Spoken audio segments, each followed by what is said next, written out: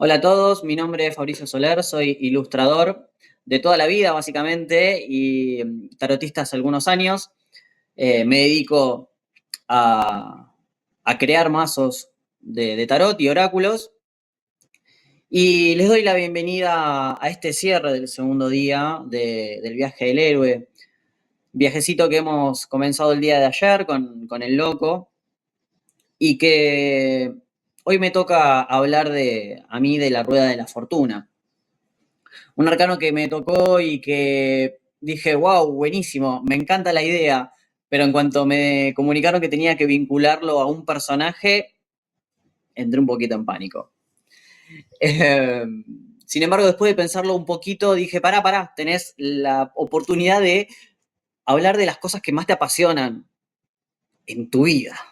Porque pocas cosas me apasionan tanto como hablar de tarot y hablar de Juego de Tronos y hablar de teoría musical, que son las cosas que más me encanta absorber información.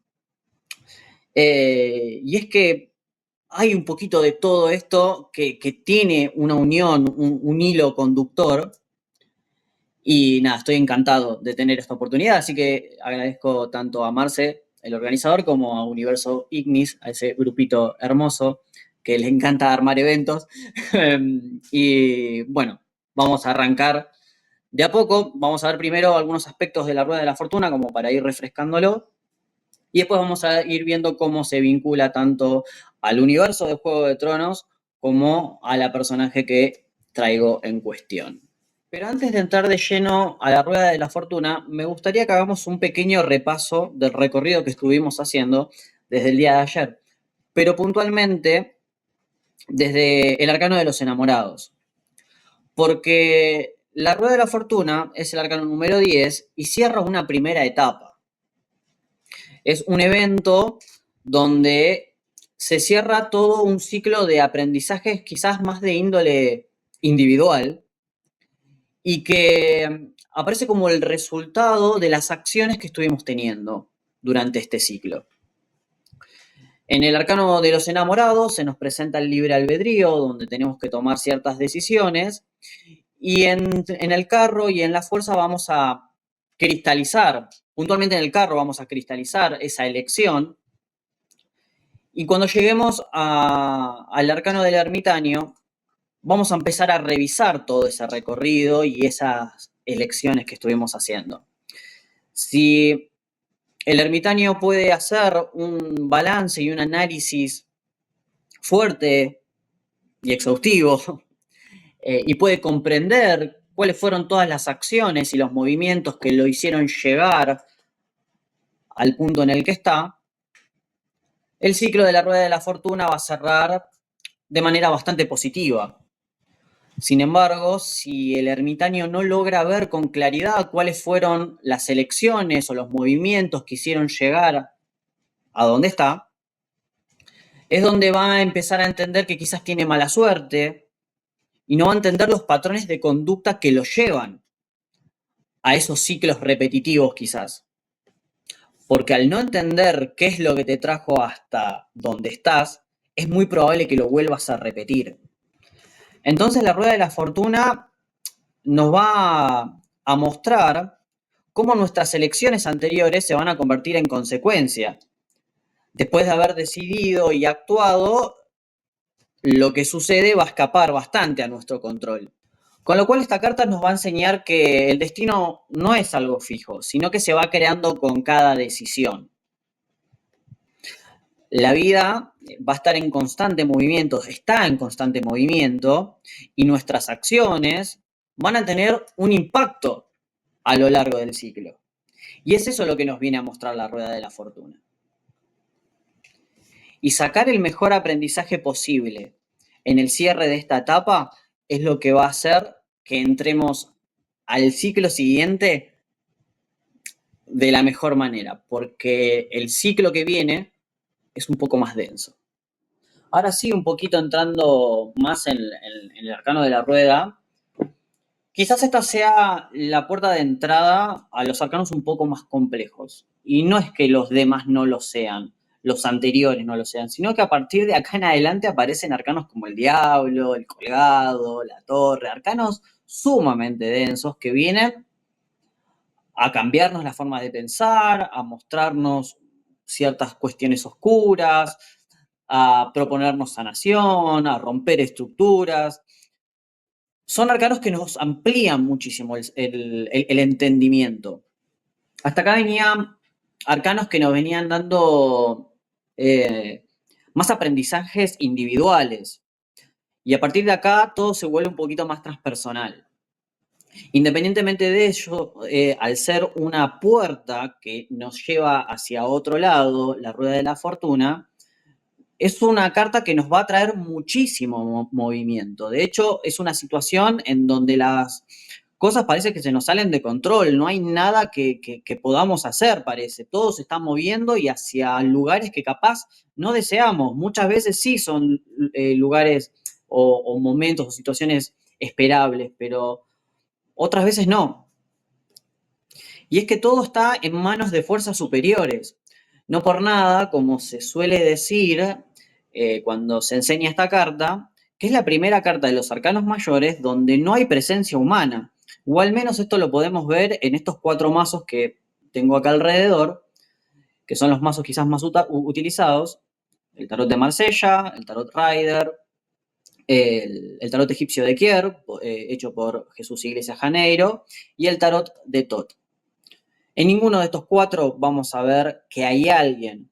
A lo sumo, en el tarot de Marsella vamos a encontrar esta manivela como que está ahí esperando, como dicen muchos, de que venga alguien a accionarla. Y quizás tenga que ver con estas decisiones, ¿no? Que muchas veces tomamos y que dan giro o dan movimiento a la rueda de la fortuna. Este movimiento es el movimiento de la vida misma y claramente no se detiene, va para adelante constantemente.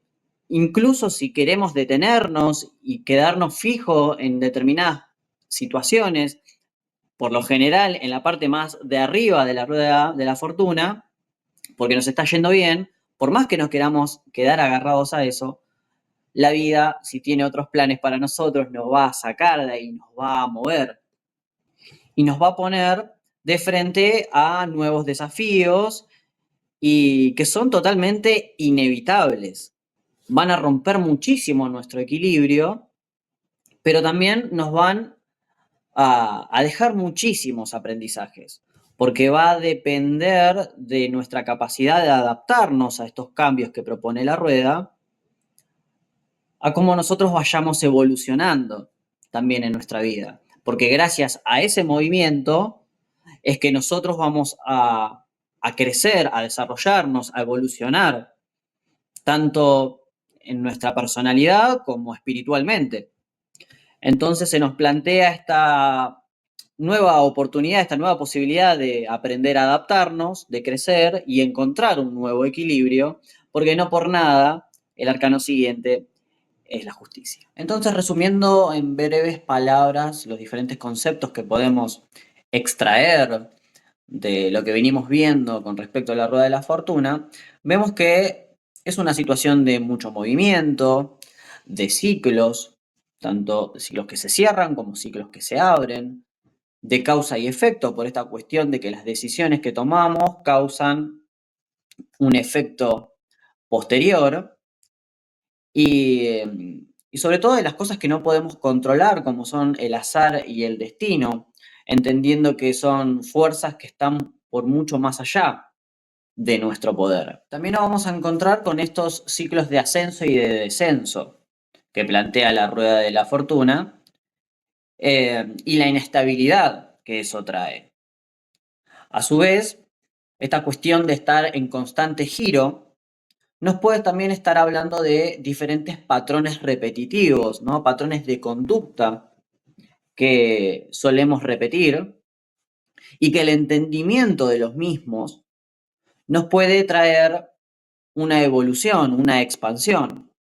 Desde este punto de vista nos estaríamos encontrando con el lado más jupiteriano de la carta, que Júpiter es el regente que tiene este naipe. Salvo en el tarot egipcio de Kier, quien el profesor Jesús Iglesias Janeiro decidió asignarle Plutón en Escorpio. Entiendo que viene por el lado de escarbar, ¿no? En esos patrones, en esa oscuridad, para poder entender, romperlos y conectar con el signo siguiente, ¿no? Con Sagitario, con la expansión que plantea Sagitario y que plantea Júpiter. De todas formas, en ambas maneras, se busca romper con este patrón cíclico. Pero bueno, hasta acá lo que es la rueda de la fortuna como concepto. Vamos a entrar en el universo que les traigo el día de hoy. La rueda de la fortuna siempre me remitió al universo de Juego de Tronos, o viceversa. Porque la trama tiende a dar muchos giros inesperados. Desde la primera temporada, desde el capítulo 1, que te muestra cosas que te vuelan la cabeza y que te quedas como, ¿what? ¿Qué carajo es esto? Y tiene mucho movimiento. De hecho, en la primera temporada ya de por sí te mata el protagonista y te quedas como, ¿qué es esto? ¿Por qué está sucediendo esto? Me estás matando el personaje que tuvo más presencia en todos los capítulos. ¿Y qué pasó acá? Entonces ya no sabés qué va a pasar a partir de ese momento. Si el personaje principal de la primera temporada muere, ¿qué me queda para el resto? Y ahí te das cuenta que no es una serie más del montón. Después cómo terminó es otra cosa y es discutible, pero bueno, el universo que se plantea es bastante interesante. Tiene muchos giros en la trama, tiene muchos cambios abruptos, mucha sensación de inestabilidad. Muy pocas veces se sabe qué es lo que va a suceder y está bien sustentado, es congruente, vuelvo a repetir, no es tan así al final, pero durante las primeras 5 temporadas sí lo es. Y está lleno de ciclos de subida y de bajada, ciclos de ascenso y de descenso. Muchos golpes de suerte, con personajes que empiezan a ascender de a poco y que después caen abruptamente de la manera más sangrienta. Y también tiene esta cuestión de repetición de patrones, no solo en cuanto a las conductas que tienen los personajes, sino también en estos ciclos de ascenso y descenso, pero hasta en los capítulos. Los capítulos 9 son los capítulos importantes y aparece en todas las temporadas. Los capítulos 9 de las temporadas pares son batallas importantes, mientras que los capítulos 9 de las temporadas impares son muertes importantes. Hasta este tipo de patrones tiene. Pero no es lo único. También nos vamos a encontrar con detalles en la presentación. ¿Se acuerdan que les decía que me gusta mucho la teoría musical? Bueno, aquí viene la excusa para meter otra de las cosas que me apasiona. Y es que en la presentación de Juego de Tronos, la música que lleva el nombre del show tiene una melodía inestable que se repite constantemente. Cuando vamos al pentagrama para ver cómo se escribe esta melodía, nos vamos a encontrar que las notas se dibujan un descenso abrupto y un ascenso escalonado. Y esto se repite constantemente. Y fíjate cómo está impregnado hasta en la música la rueda de la fortuna. El ascenso y el descenso, la repetición constante y la inestabilidad. Es hermoso. Y no es el único detalle que tiene la presentación. Porque también está el apartado visual, ya que nos muestra un mapa bastante curioso, porque se curva hacia arriba. Esta curvatura nos da la sensación de que estamos dentro de una esfera, o quizás de una rueda, la famosa rueda del hámster, donde los personajes están atrapados y no pueden salir de estos ciclos constantes de ascenso y de descenso, y donde tampoco pueden salir de los patrones de conducta repetitivos que tienen, que los llevan a la misma autodestrucción, como, dicho sea de paso, va a llevar a nuestro personaje a su propia destrucción.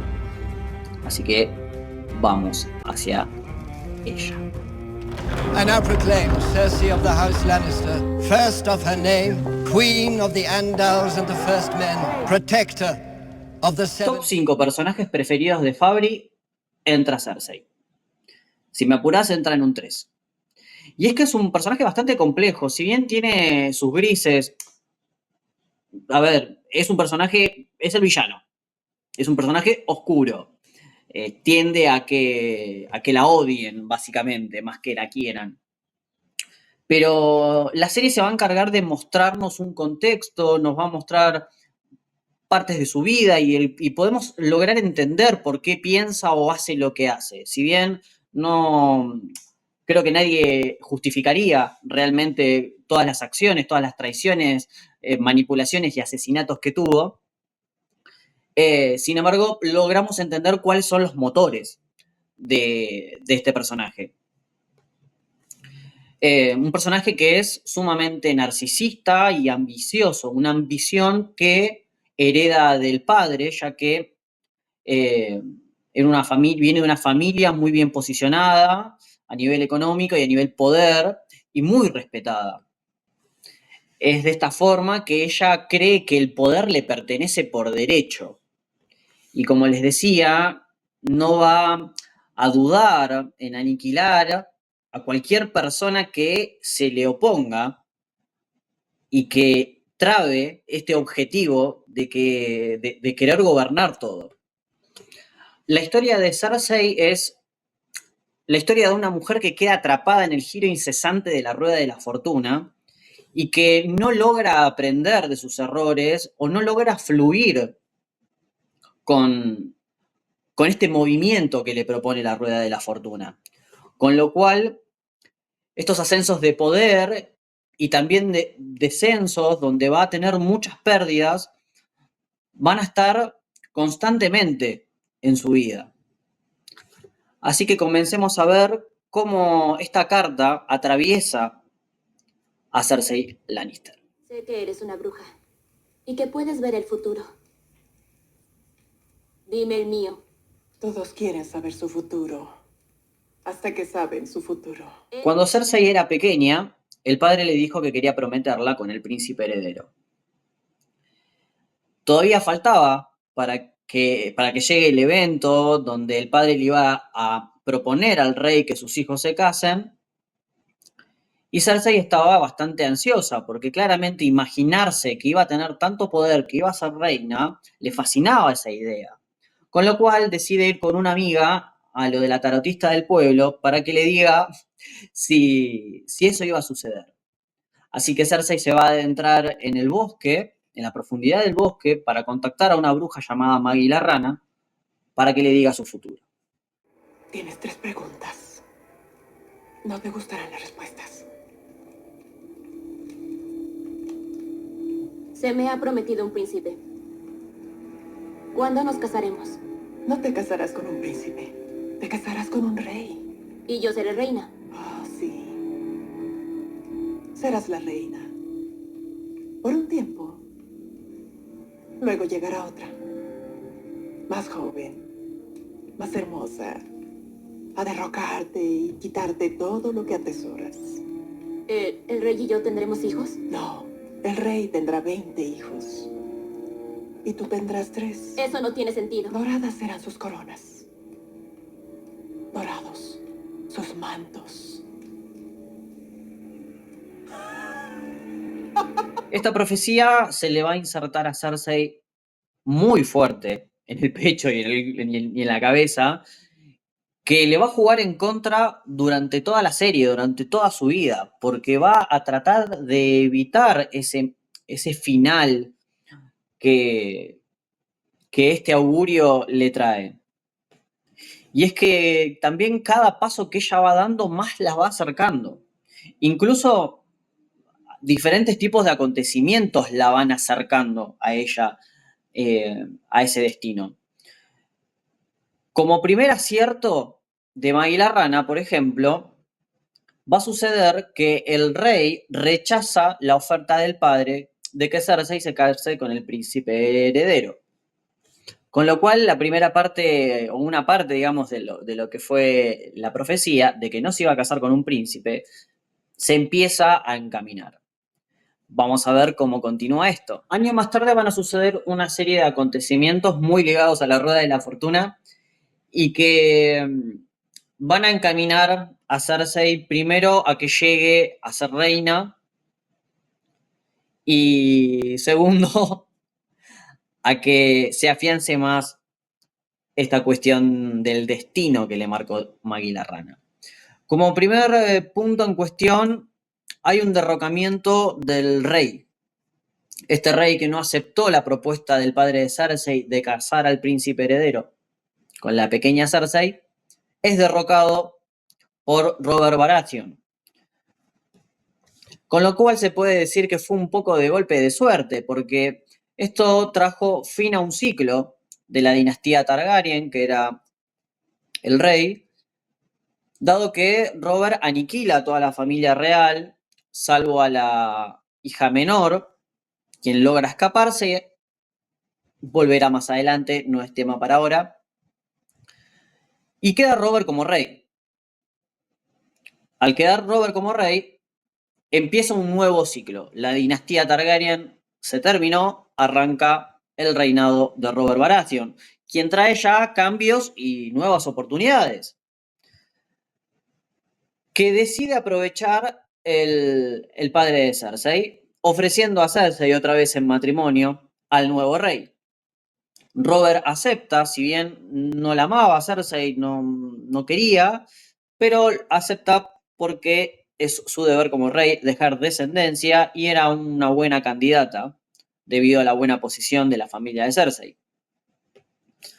Y es así como encontramos el ascenso al poder de nuestra personaje, siendo ella la reina y esposa del rey Robert Baratheon. Como les había dicho, Robert no amaba a Cersei.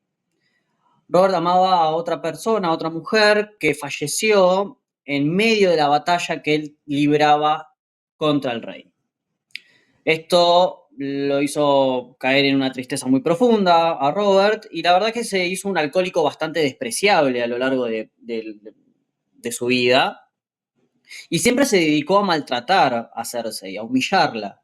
Se la pasaba acostándose con diferentes prostitutas y fue con ellas que tuvo 20 hijos. Y ante toda esta humillación que Cersei recibía, encontraba refugio en su hermano gemelo Jaime Lannister, que si bien no lo he mencionado, siempre tuvo mucha cercanía con él. Y cuando digo cercanía, porque si hay algo que tuvo la serie de Juego de Tronos en cuanto a polémica, es que en el primer capítulo incluso se presenta la relación incestuosa que tienen ellos dos. Así que, tal como dijo Maggie la Rana, el rey iba a tener 20 hijos y ella iba a tener 3. Y estos 3 hijos los tuvo con su hermano Jaime. Aquí tenemos a los 3, Joffrey, Myrcella y Tommen. El tema empieza a ponerse complicado cuando, claro, Cersei los hace pasar como legítimos hijos del rey, claramente no los eran, y cuando se empieza a rumorear que probablemente sean producto de la relación incestuosa que mantiene con su hermano, es que Cersei empieza a idear un plan para asesinar al rey, a su marido, y que su hijo herede el trono, y de esa forma, bajo la manipulación que ella va a ejercer sobre él, gobernar. Vamos a ver que esa idea no le va a salir mucho y que claramente era, desde su punto de vista, necesaria porque estaban todos en peligro. Si se descubría que ellos no eran hijos del rey, iban a rodar sus cabezas. Como les dije, el plan no iba a salir muy bien. Mal que mal, con Robert en el trono, Cersei tenía control, porque sabía manipular muy bien al rey. Pero al matar al rey y su hijo ascender al trono, hizo que pierda bastante el control, porque no podía manipularlo. Joffrey es una persona sádica y que no lo pueden controlar, es muy caprichoso. Es un niño muy inmaduro que a su corta edad llegó a ser rey y que creía que podía hacer lo que se le cantara y tomar decisiones bastante controversiales, como matar a un personaje importante como lo es Ned Stark, que era el protagonista hasta acá en la primera temporada, y que tenía bastante poder en el reino. Una decisión que Cersei intenta frenar y que no puede, por este capricho que tiene el rey Joffrey. disfruta tanto de asesinar gente, Joffrey, que fíjense la cara de felicidad que tiene en la imagen central cuando lo están por decapitar a Ned. Y la cara de duda que tiene la madre, que tiene Cersei. Este odio que va a empezar a cosechar Joffrey va a hacer que posteriormente lo maten, lo asesinen, envenenándolo el día de su cumpleaños. Y esto lo va a acercar, o la acerca a Cersei, mejor dicho, a ese destino que le había profetizado Maggie la Rana.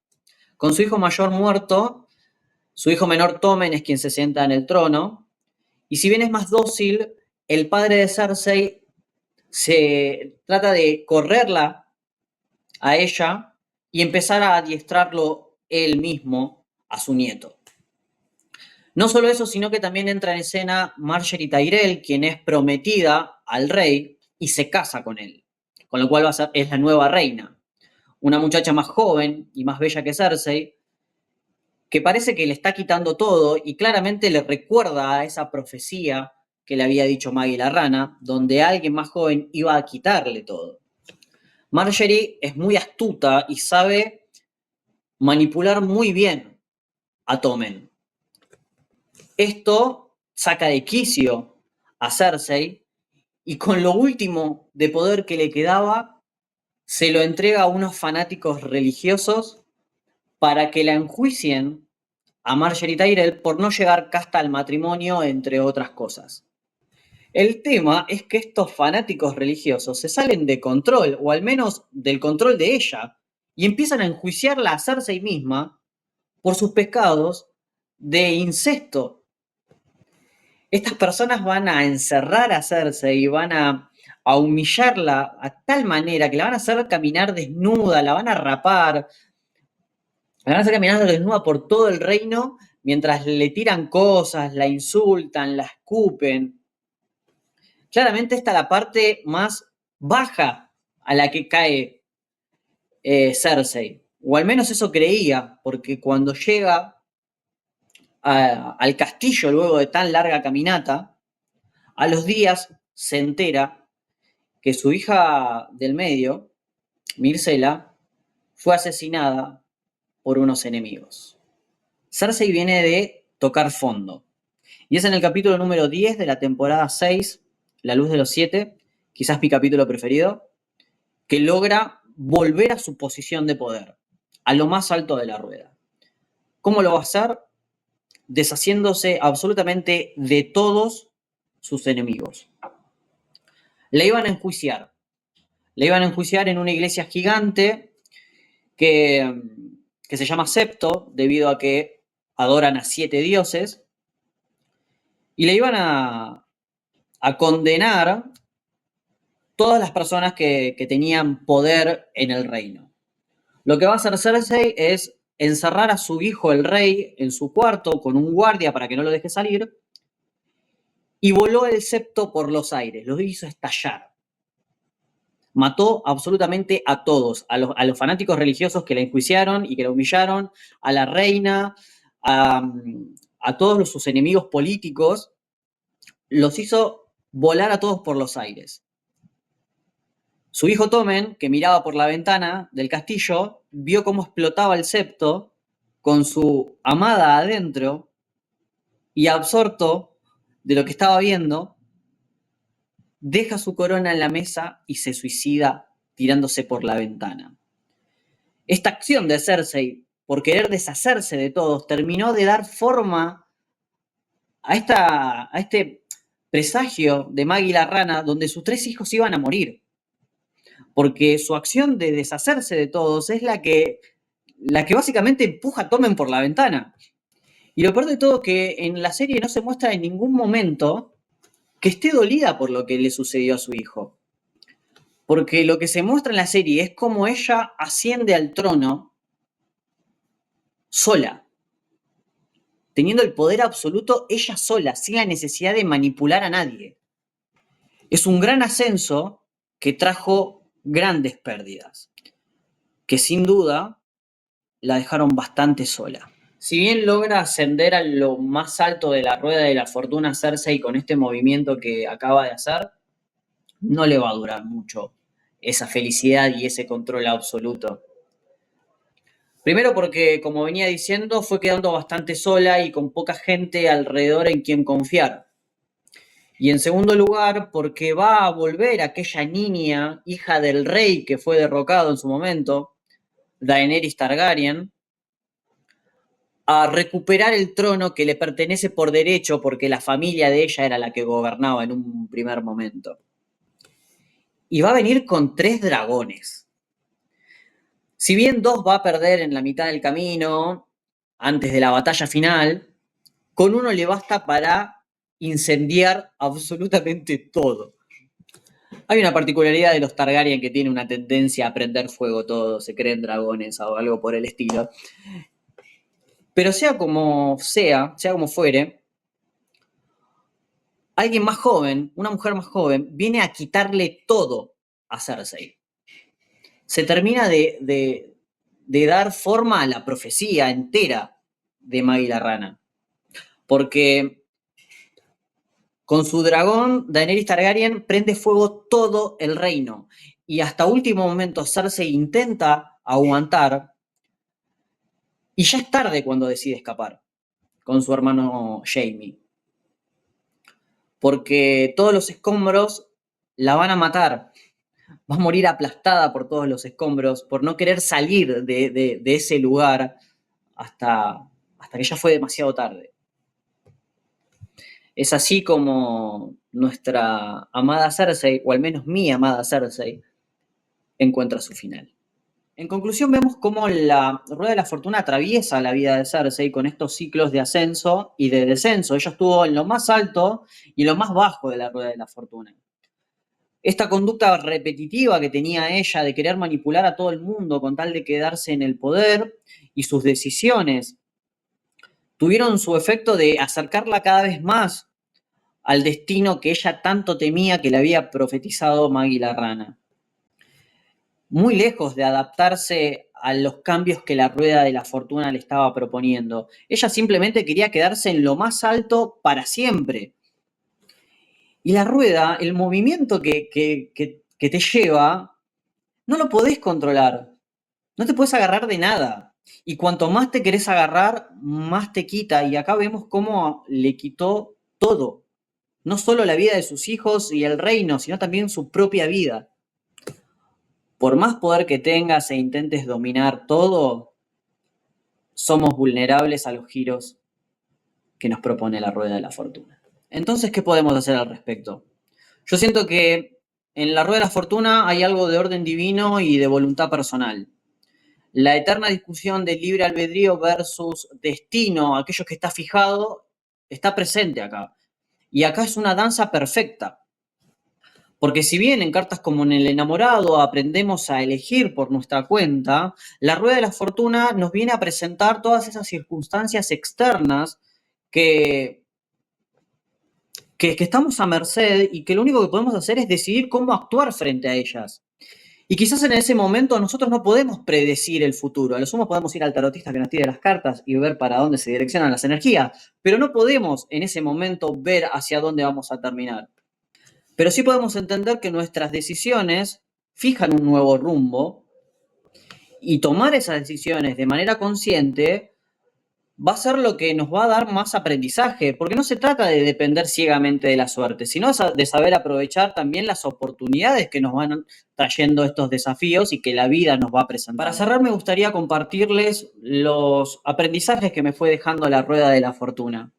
Yo creo que nos invita a crecer a través de las experiencias, a través de las cosas nuevas, de todas estas circunstancias que nos viene proponiendo, porque es en las cosas nuevas que encontramos el crecimiento, la expansión.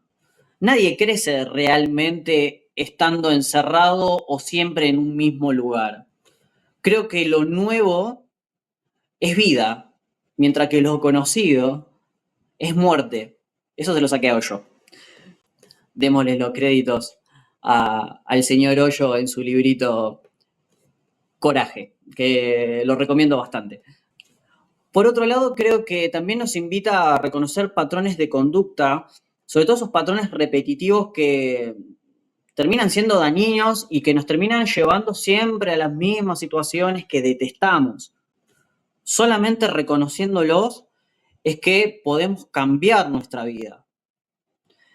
Si no cambiamos con los escenarios que nos plantea la rueda de la fortuna, 2 cartas más tarde lo vamos a sufrir en el colgado. Y ahí se sufre bastante. Para cerrar, perdón que me repita, bueno, rueda de la fortuna. Les voy a dejar un mensaje de mi oráculo de afirmaciones de los arcanos mayores, que es la siguiente. Fluyo con los cambios, que aunque incómodos, son mis mejores recursos de aprendizaje. Acepto que algo termine para dar inicio a un nuevo ciclo. La vida no se detiene y yo fluyo con ella. Les agradezco por haber escuchado esta ponencia. Espero haberles dejado un aprendizaje, algo nuevo de la rueda de la fortuna y nos estamos viendo la próxima.